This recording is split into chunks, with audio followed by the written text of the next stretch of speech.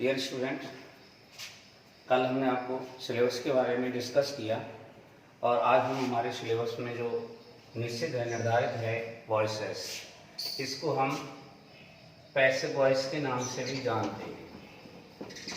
Passive voice या तीसरा नाम है आपका एक्टिव टू पैसिव, ये या फिर इसको पैसिव कॉन्स्ट्रक्शन के नाम से भी जाना जाता है।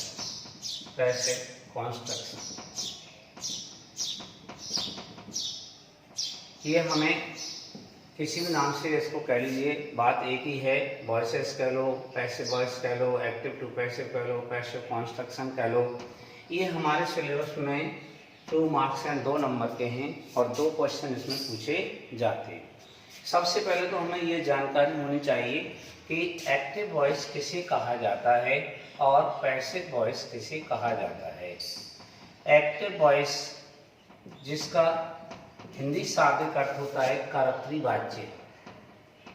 कर्तरी वाच्य अर्थात इसका सीधे से ही है कि जिस वाक्य में कर्ता की प्रधानता पाई जाती है वो हमारा कर्तरी वाच्य होता है। इसको हम कर्ता की प्रधानता, दूसरे शब्दों में हम कहें कि जिस वाक्य में कर्ता का वर्णन मेन वाली यानी मुख्य क्रिया से पहले किया जाता है वो हमारा वाक्य एक्टिव वॉइस होता है। जैसे राम ने पत्र लिखा, राम ने पत्र लिखा। अब इसमें जो प्राथमिकता बताई जा रही है वो राम की बताई जा रही है। इसमें राम की प्राथमिकता है, राम का ज़्यादा जोर देकर के जिसको कहा जा रहा है, तो ये राम हमारा सब्जेक्ट है, अर्थात इसमें कर्ता की प्रधानता बताई जा रही है।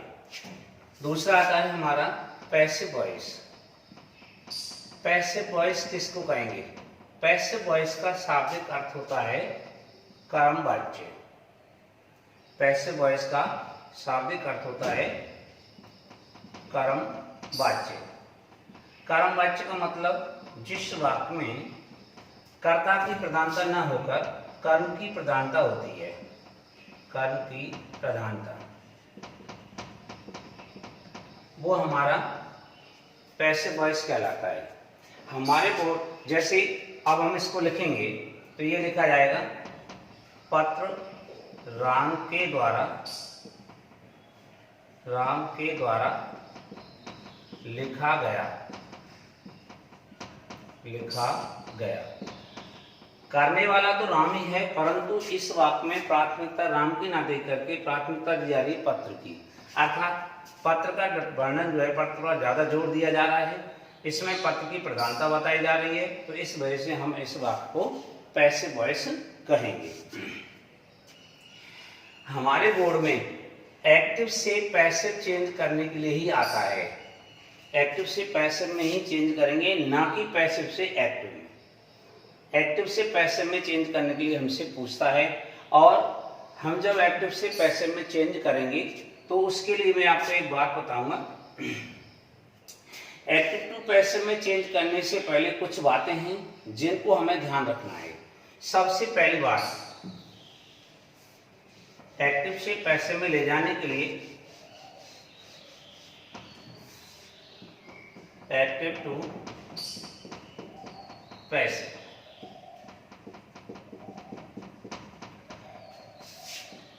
सबसे पहली बात टेंस। सब हमें ये जानना है कि टेंस कितने प्रकार के होते हैं। टेंस मेन रूप से 3 प्रकार के होते हैं, परंतु एक के जो अनुभाग होते हैं वो 4 होते हैं। एक टेंस के अनुभाग होते हैं 4, जैसे पहला है इंडेफिनिट,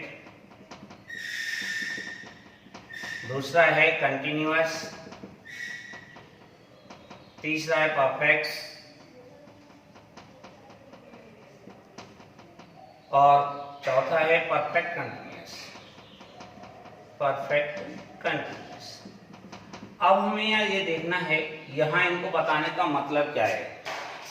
अनुभागु सहित हमारे जो टेंसेस हैं, अनुभागु सहित टेंसेस हो जाते हैं 12। 12 टेंसेस में से 8 टेंसेस की एक्टिव टू पैसिव चेंज होता है, बाकी 4 हैं उन 4 का नहीं होता है। 4 कौन कौन से हैं? एक तो है हमारा future continuous tense, future continuous tense. दूसरा है present perfect continuous tense. 4 tenses हैं। सबसे पहले आता है फ्यूचर कंटिन्यूअस टेंस, दूसरा है प्रेजेंट परफेक्ट कंटिन्यूअस टेंस, तीसरा है past perfect continuous tense, past perfect continuous tense, और चौथा है हमारा फ्यूचर परफेक्ट कंटिन्यूअस टेंस। ये 4 टेंसेस हैं जिनकी हम एक्टिव से पैसिव नहीं बनाते। क्यों नहीं बनाते हैं इसका भी रीजन आपको समझाएंगे। ये एक बात ये हुई। दूसरी बात यह है सेंटेंस। हमें ये ध्यान देना है कि सेंटेंस लिखने का मतलब क्या है कि जिस प्रकार का एक्टिव वाक्य दिया जाता है, एक्टिव वाक्य हमारा जिस प्रकार का दे रखा है, पैसिव भी उसी प्रकार का चेंज होगा। अर्थात यदि एक्टिव सिंपल है तो पैसिव भी सिंपल होगा। Active A B, active voice, और ए बी पैसिव वॉइस। ये सिंपल सेंटेंस है तो पैसिव भी सिंपल सेंटेंस होगा। एक्टिव नेगेटिव है, एक्टिव सेंटेंस नेगेटिव सेंटेंस है तो पैसिव भी नेगेटिव होगा, पैसिव सेंटेंस भी नेगेटिव होगा। एक्टिव इंटरोगेटिव है, एक्टिव सेंटेंस इंटरोगेटिव है तो पैसिव भी इंटरोगेटिव होगा। इस बात का हमें विशेष ध्यान रखना है। We cannot change the kind of sentence, अर्थात हम वाक्य का जो प्रकार है उसको हम चेंज नहीं करेंगे। इसके बाद यदि हमारा वाक्य इंपेरेटिव दिया गया है, ये वाक्य इंपेरेटिव है, कौन सा? पैसिव। पैसिव वाक्य इंपेरेटिव है, सॉरी एक्टिव वाक्य इंपेरेटिव है तो पैसिव भी इंपेरेटिव बनेगा। इस बात का हमें विशेष ध्यान रखना है। हम इनका प्रकार नहीं बदल सकते हैं। जिस प्रकार का हमें एक्टिव वाक्य दिया जाएगा, पैसिव भी उसी प्रकार का बनाना है।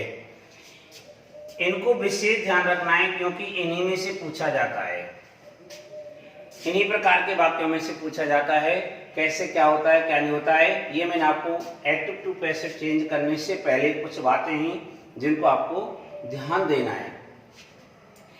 इन बातों के अलावा अब बात आती है हमारे इनके बदलने के लिए रूल्स कैसे हैं कैसे नहीं है, वो थोड़ा आप ध्यान दीजिए।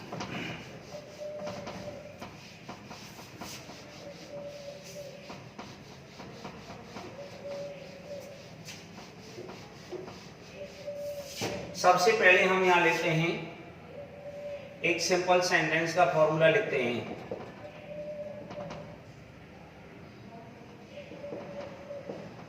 Active voice sentence formula. ये सेंटेंस का फॉर्मूला बता रहे हैं आपको सिंपल सेंटेंस का, जिसमें सबसे पहले होता है सब्जेक्ट। सब्जेक्ट की बात होती है, सब्जेक्ट की बाद आपको मिल सकती है हेल्पिंग वर्ब। हेल्पिंग वर्ब मिल सकती है और नहीं भी मिल सकती, दोनों बात है। प्लस इसके बाद हेल्पिंग वर्ब मिले चाहे नहीं मिले पर मेन वर्ब जरूर मिलेगी। उसके बाद में आपका होता है ऑब्जेक्ट। ऑब्जेक्ट के बाद में ईटीसी। हमें केवल ऑब्जेक्ट तक पहुंचना है। जब हम इसको पैसिव वॉइस में बदलेंगे, पैसिव वॉइस में बदलेंगे तो कैसे बदलेंगे, कैसे नहीं बदलेंगे, क्या करेंगे क्या नहीं करेंगे, वो जरा देखिए। सबसे पहली बात, ये जो मेन वर्ब है, मेन वर्ब के बाद में जो ऑब्जेक्ट दिया गया है, ऑब्जेक्ट को लिखो सब्जेक्ट प्लेस पर। तो सबसे पहले हम लाएंगे ऑब्जेक्ट को। ऑब्जेक्ट को जब हम सब्जेक्ट प्लेस पर लाएंगे, सब्जेक्ट के स्थान पर लाएंगे, तो ऑब्जेक्टिव फॉर्म ना लिख करके इसकी सब्जेक्टिव फॉर्म लिखेंगे, अर्थात हम इस ऑब्जेक्ट का क्या बनाएंगे, सब्जेक्ट के रूप में लिखेंगे, इसको सब्जेक्ट के रूप में लिखेंगे। और इनको लिखने के लिए आपको एक बात और ध्यान रखनी है, मैं इधर आपका चार्ट बना देता हूं, एक सब्जेक्ट और ऑब्जेक्ट। यदि इस ऑब्जेक्ट प्लेस पर आपको मी आता है तो आप इसको जब यहां लिखो तो मी को चेंज करके आई लिखना। यदि इस ऑब्जेक्ट प्लेस पर आपको अस आता है, अस को इधर ले जाएंगे तो अस ना लिख करके हम अस की जगह पर बी लिखेंगे, बी। इसके बाद यदि मान लो इस जगह पर आपको हिम आता है, इस जगह पर हिम आता है तो आप इधर उधर ले जा करके यहां ही लिखेंगे। इस जगह पर आपको हर आता है, यहां हर आता है तो हम सी लिखेंगे। और यदि इस जगह पर आता है दैम, इस जगह पर दैम आता है तो यहां दे लिखेंगे। ये 5 हैं आपको चेंज करने के लिए। यदि ये आते हैं तो आप इनको चेंज करके लिख देना। इनको छोड़ करके और कुछ हो तो वो एज इट लिखा जाएगा, उसमें कोई परिवर्तन नहीं किया जाएगा। जैसा लिख रहा होगा वैसा लिख देंगे, उसमें कुछ भी परिवर्तन नहीं करेंगे। प्लस इसके बाद अब आता है second place helping verb. Helping verb हमारी जो हेल्पिंग वर्ब है, इसके हम वचन अनुसार, एक वचन है तो एक वचन की और बहुवचन है तो बहुवचन की, हम हेल्पिंग वर्ब यहाँ लिख लेंगे। हमें हेल्पिंग वर्ब दी गई है तो हम लिख लेंगे। इसके बाद यहाँ लगाएंगे हम बी फॉर्म, बी का रूप, बी फॉर्म कह लो या जिसको हम कहते हैं बी का रूप। बी का रूप, बी का रूप क्या होता है वो देखिए। इसको, इस नियम को जरा आप गौर करके देखना। ये नियम विशेष रूप से आपको ध्यान देना है कि जिसकी समझ में ये नियम आ गया वो ये समझ लो उसकी समझ में हमारा एक्टिव से पैसिव बहुत जल्दी आ जाएगा। सबसे पहले तो हमें ये देखना है बी के रूप। बी के रूप कौन कौन से हैं, कौन कौन से नहीं है वो देखिए। बी के रूप, बी के रूपों में इनमें होते हैं जैसे हमारा is, am, are, was, were, was, were. एक होता है बीइंग, एक होता है बीन और एक होता है बी। ये हमारे 8 रूप हैं। इन 8 रूपों में से एक रूप का लगाना अनिवार्य है। जिसने एक रूप नहीं लगाया वो आपका एक्टिव से पैसिव गलत माना जाएगा। यहाँ पर हेल्पिंग वर्ब यदि हमें दी गई है तो हम हेल्पिंग वर्ब यहाँ लिख लेंगे इसके वचन अनुसार। यदि नहीं दी गई है हेल्पिंग वर्ब यहाँ तो हमें बी फॉर्म हेल्पिंग वर्ब के स्थान पर यूज करनी होगी। अब हमें ये जानकारी लेनी है कि कौन सा विकल्प कब लगाया जाएगा, ये हमें देखना है। तो सबसे पहले हम इनको लेते हैं, ये 3 जो हैं, ये 3 रूप जो कब लगाए जाते हैं कब नहीं लगाए जाते, उनको आप गौर करके सुनिए। ये जो हमारा वाक्य है, एक्टिव वाक्य दिया गया है, दिया हुआ एक्टिव वाक्य प्रेजेंट इंडेफिनिट टेंस का है। Present indefinite tense, present indefinite tense का है। तो आप ये ध्यान रखो कि बी फॉर्म यहां पर, ये बी फॉर्म इस जगह पर इजमार में से एक लगाई जाएगी। मैं इस जगह पर क्यों कह रहा हूं, इस जगह पे इस वजह से कह रहा हूं, यदि सिंपल सेंटेंस है तो सिंपल सेंटेंस में प्रेजेंट इंडेफिनिट के में हेल्पिंग वर्ब नहीं होती है।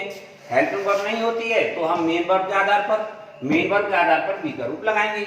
बी का रूप कैसे लगाएंगे, यदि मेन वर्ब की फर्स्ट फॉर्म है तो आपको ये इजमार में से एक लगानी है, यदि फर्स्ट फॉर्म में एस है तो इजमार में से एक लगानी है।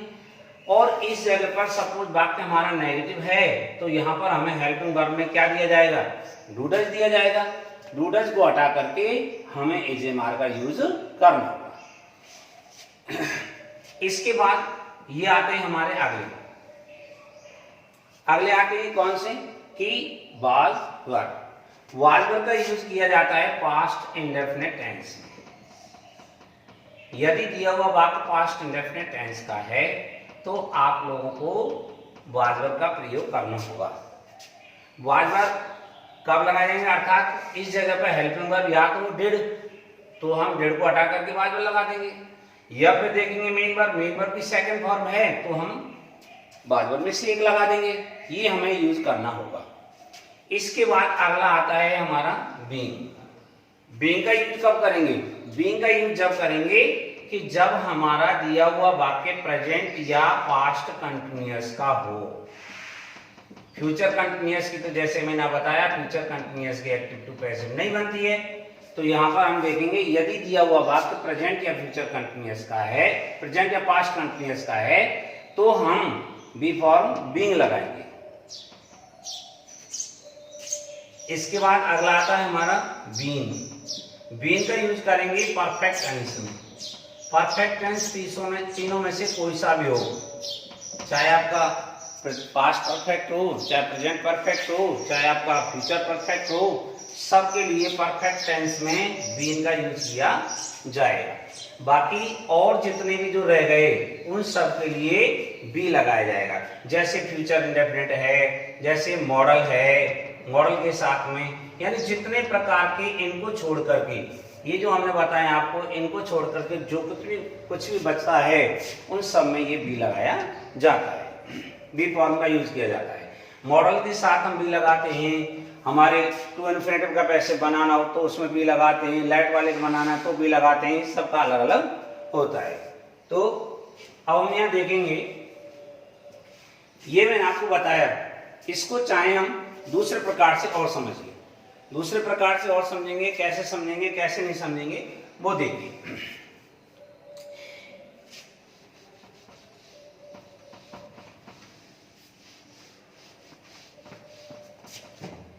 सबसे पहले यदि आपको डू या does, do does helping verb के रूप में दे रखे हो यहां पर, तो इन्हें हटा देते हैं, इन्हें हटा देते हैं। इन्हें हटा करके इनके स्थान पर इज एम आर का यूज किया जाता है। इज एम आर, ये डूडज यदि हेल्पिंग वर्ब के स्थान पर दिए गए हैं तो डूडज को हटा करके इज एम आर का यूज किया जाएगा। दूसरी बात, सपोज हमें हेल्पिंग वर्ब नहीं दी गई है तो हम देखेंगे क्या, मेन वर्ब। मान लो मेन वर्ब की फर्स्ट फॉर्म दे रखी है या फर्स्ट फॉर्म में एस या ई एस दे रखा है, फर्स्ट फॉर्म हो या फर्स्ट फॉर्म में एस ई एस हो, तो जो हेल्पिंग प्लेस है, हेल्पिंग वर्ब प्लेस है, उस जगह पर हम इज एम आर का यूज करेंगे, इज एम आर का प्रयोग करेंगे। ये हमें ध्यान रखना है। क्यों? क्योंकि सिंपल सेंटेंस में डू डज का यूज नहीं किया जाता है। मेन वर्ब की फर्स्ट फॉर्म आती है, फर्स्ट फॉर्म में एस आई एस होता है, तो हमें तो यहाँ पर बी फॉर्म लगानी है। बी फॉर्म का किस जगह पर लगेगी, हेल्पिंग वर्ब प्लेस पर, तो मेन वर्ब के आधार पर हम बी फॉर्म लगा देंगे। इसके बाद अगला आता है हमारा बी, यानी आपको हेल्पिंग वर्ब में डिड दिया गया है, तो जिस प्रकार से डू डज को हटा दिया गया उसी प्रकार से हम डिड को हटा देंगे। इसे हटा देते हैं। हमने डू डज को हटा करके इज एम आर लगाया, तो डिड को हटा के क्या लगाएंगे, डिड को हटा करके वाज वर्ब लगाएंगे। मान लो इस जगह पर हेल्पिंग वर्ब नहीं है, आप फिर देखो मेन वर्ब, मेन वर्ब की प्लेस पर आपको मेन वर्ब की सेकंड फॉर्म दी गई है, तो भी आपको वाज वर्ब का ही यूज करना है। अब आपकी ये दिमाग में ये बात आ रही होगी, इज एम आर में से तीनों में से किसी को भी यूज कर दूं या वाज वर्ब दोनों में से किसी को भी यूज कर दूं। ये आपको ध्यान रखना है कि जो हमारा सब्जेक्ट का वचन होगा, वचन के अनुसार हम उसको यूज करेंगे। एक वचन के लिए इज, आई के साथ में एम, बहुवचन के लिए आर। इसी प्रकार से एक वचन और आई के साथ वॉज और बहुवचन के साथ में वर का यूज करेंगे। इनमें ये अंतर है। इसके बाद अगली बात आती है हमारी कि मान लो आपको is am are, is am are plus M B first में आई होगी, यानी प्रेजेंट कंटिन्यूअस, ये दिया गया है, तो आपको क्या करना है, इज एम आर में से जो भी होगा उसके साथ बीइंग लगा देना है। इस जगह पे जो भी आएगा, इजेमार यहाँ है तो यहाँ जाएगा, यहाँ आएगा तो, और इस इजेमार के साथ मेन वर्ब आईएनजी है तो आप बी का रूप बीइंग लगाएंगे। इजेमार में से जो भी आ रहा है वो इसके वचन अनुसार आएगा, एक वचन तो एक वचन, बहुवचन तो बहुवचन के हिसाब से, पर उनके साथ में बीइंग लगेगा। इस बात का हमें विशेष ध्यान रखना है, किसका, इजेमार के साथ मुख्य क्रिया में आईएनजी हो तो ही बीइंग लगेगा। यदि इजेमार +2 प्लस फर्स्ट फॉर्म दे रखा है तो बीइंग नहीं लगेगा, या इजेमार अकेला दे रखा विदाउट मेन वर्ब आईएनजी के दे रखा है तो बीइंग नहीं लगेगा। ऐसे ही यदि हमें was verb plus main verb में आईएनजी दिया गया हो, was verb plus main verb ING दिया गया हो तो भी इनके साथ भी बीइंग लगेगा। तो ये दोनों, ये प्रेजेंट कंटिन्यूअस, ये पास्ट कंटिन्यूअस, दोनों के लिए बीइंग यूज करेंगे। फ्यूचर कंटिन्यूअस की नहीं बनती है, मैं आपको बता चुका हूं। इसके बाद अगला आता है हमारा परफेक्ट टेंस। परफेक्ट में सबसे पहले हम लेते हैं हैज या have, present perfect plus main verb की थर्ड फॉर्म। इनके साथ यदि हम यूज कर रहे हैं तो हम यहाँ पर इनके साथ बीन लगाएंगे। हैज में से एक कर्ता के वचन अनुसार आएगा, उनके साथ मेन वर्ब की थर्ड फॉर्म से पहले बीन का यूज किया जाएगा। ऐसे ही यदि हमें हैड प्लस एमडी थर्ड दी गई है, हैड प्लस एमडी थर्ड दी गई हो तो भी इसके साथ हम बीन यूज करेंगे।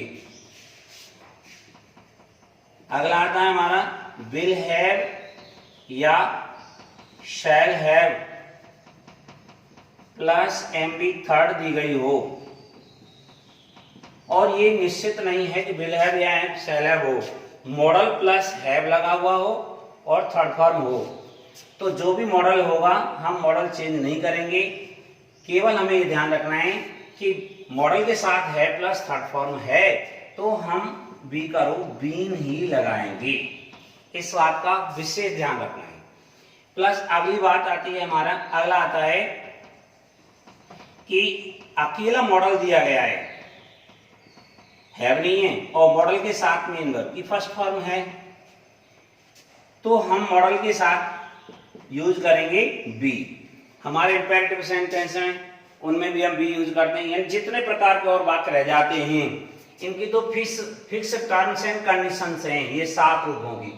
इनकी तो जब शर्त पूरी हो जाएंगी तो ही इनका यूज किया जाएगा, अदरवाइज इन्हें नहीं यूज किया जाएगा। बाकी जितने प्रकार के पैसेज जो चलते हैं उनमें ये इसी का यूज किया जाता है। तो ये मैंने आपको बताया नियम। दूसरे तरीका से बता दिया दूसरा नियम,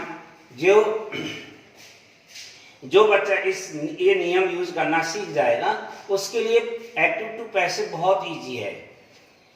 प्लस इसके बाद ये देखो, एक पहला नियम मैंने ये बताया था आपको, यहाँ यूज करेंगे। दूसरा नियम ये हो गया। तीसरा नियम, ये दिल दिमाग में बैठा लो, पैसिव वाक्य में मेन वर्ब की थर्ड फॉर्म का ही यूज किया जाता है और कोई सी फॉर्म नहीं यूज की जाती है। इस जगह पर यदि फर्स्ट फॉर्म है तो आप थर्ड फॉर्म लगाएंगे, ऐसे ही एस लग रहा है तो थर्ड फॉर्म लगाएंगे, आईएनजी लग रही है मेन वर्ब में तो थर्ड फॉर्म लगाएंगे, सेकंड फॉर्म है तो थर्ड फॉर्म लगाएंगे, और यदि इस जगह ऑलरेडी थर्ड फॉर्म दे रखी है तो उसको एज इट इज दो। ऑलरेडी थर्ड फॉर्म कब आ सकती है? ऑलरेडी थर्ड फॉर्म जब आएगी जहां आप बीन यूज कर रहे हैं। जिस जगह पर आप बीन यूज कर रहे हैं उस जगह पर आपको ऑलरेडी थर्ड फॉर्म मिल जाएगी। इसके बाद अब आती है बात इसकी, ऑब्जेक्ट सब्जेक्ट प्लेस पर आ गया तो आप सब्जेक्ट को यहां ले आओ, ऑब्जेक्ट प्लेस पर ले आओ। जब ऑब्जेक्ट को हम सब्जेक्ट प्लेस पर लेकर गए थे तो हमने उसको सब्जेक्ट रूप में लिखा था। अब सब्जेक्ट जब ऑब्जेक्ट प्लेस पर जाएगा तो ये ऑब्जेक्ट का रूप में लिखा जाएगा, ऑब्जेक्ट फॉर्म में लिखा जाएगा, ऑब्जेक्ट के रूप में, ऑब्जेक्ट के रूप में लिखेंगे। इसको लिखते समय आपको ये ध्यान रखना है, ये हमने जब ऑब्जेक्ट से सब्जेक्ट में लिया था तब तो ऐसे यूज किया था इसको, अब हम सब्जेक्ट से जब ऑब्जेक्ट में ले जाएंगे तो ऐसे यूज कर लेंगे। अर्थात इस जगह पर यदि आई आ रहा है आप इधर लाएंगे तो उसको मी कर देंगे, इधर बी है तो अस कर देंगे, इधर आपका ही है तो हिम कर देंगे, सी है तो हर कर देंगे, दे है तो देम कर देंगे। परंतु इनको करने से पहले आप लोगों को ये ध्यान रखना है कि जब हम सब्जेक्ट को ऑब्जेक्ट प्लेस पर लाते हैं तो अधिकांशतः बाई प्रीपोजिशन से जोड़ते हैं, अधिकांशतः बाई प्रीपोजिशन, ये बाई प्रीपोजिशन से जोड़ा जाता है। इस बात का विशेष ध्यान रखना, बाई प्रीपोजिशन लगाएंगे जब यहां पर हमारा ऑब्जेक्ट आएगा, यानी सब्जेक्ट जो है यहाँ पर आएगा तो वाई से जुड़े रहिए। इनको छोड़ करके और कुछ भी हो तो ये ध्यान रखना है, उसको हम एज इट लिखेंगे, उसमें कुछ भी परिवर्तन नहीं करेंगे। एक बार दोबारा से मैं आपको नियम रिवाइज कर देता हूं। सबसे पहला नियम बताया था कि मेन वर्ब के बाद में ऑब्जेक्ट को सब्जेक्ट प्लेस पर सब्जेक्ट के रूप में लिखेंगे। हेल्पिंग वर्ब यदि दी गई है तो इसके वचन अनुसार हेल्पिंग वर्ब लिखेंगे। हेल्पिंग वर्ब के बाद बी फॉर्म लगाएंगे। बी फॉर्म के लिए मैंने आपको ये समझाया है, बी फॉर्म 8 है, ये आपकी बी फॉर्म है, इनमें से एक का यूज हम यहाँ करेंगे। सपोज हेल्पिंग वर्ब नहीं है तो हेल्पिंग वर्ब प्लेस पर आपकी बी फॉर्म आ जाएगी।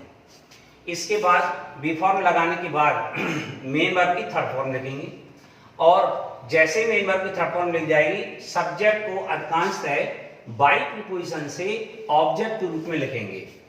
ऑब्जेक्ट का सब्जेक्ट बनाना, सब्जेक्ट का ऑब्जेक्ट बनाना, उसके लिए आपको ये ध्यान रखना है, ये 5 जो हैं आपको ध्यान रखने हैं। इनको छोड़ करके आपको कुछ भी दिया जाता है तो आप उसको एज इट लिखना है, अपने आप ही ऑब्जेक्ट का सब्जेक्ट हो जाएगा और सब्जेक्ट का ऑब्जेक्ट हो जाएगा। इसमें आपको और कुछ भी परिवर्तन नहीं करना है। बी फॉर्म जो हम समझ रहे थे, एक बार मैं आपको बी फॉर्म रिवाइज कर देता हूं कि दिया हुआ वाक्य प्रेजेंट इंडेफिनिट का हो, ये जैसे एक्टिव वाक्य प्रेजेंट इंडेफिनिट का दे रखा है तो आपको एजमाल यूज करना है। पास्ट इंडेफिनिट का है तो बार बार यूज करना है। कंटिन्यूअस का है, प्रेजेंट या पास्ट कंटिन्यूअस का है तो बीइंग लगाना है। परफेक्ट, तीनों में से परफेक्ट किसी का भी है तो बीइंग लगाना है।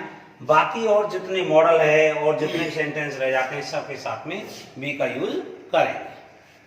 तो ये आज का हमने आपको जो रूल्स हैं वो बताए। अगले वीडियो में हम आपको इनके एक्सरसाइज कराएंगे।